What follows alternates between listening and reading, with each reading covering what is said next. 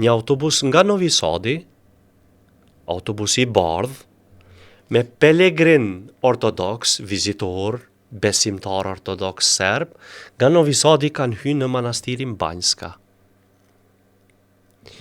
Mandej, është bloku manastiri Banjska, ndodhi ajo natën që çfarë ndodhi me Afrim Bunjakun gjatë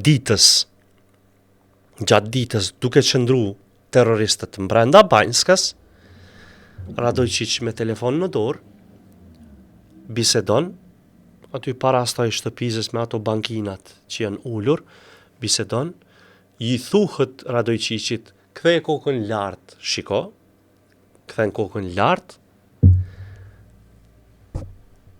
shihet pamja e tij që është Radojqić, futet mbrenda edhe misioni aty përfundon.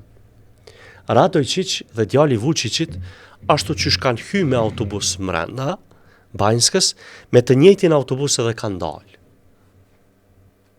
Ka doli Radojqić? Ku shkoj?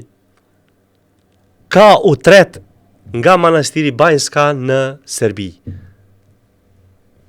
Si ndodhi që ai të shkoj në përshërim, thonjza, në spitalin ushtarak në VMA, në Serbi, në Beograd, derisa ditën e nesërme apo të pas nesërme shkoj në varrim të terroristëve serb.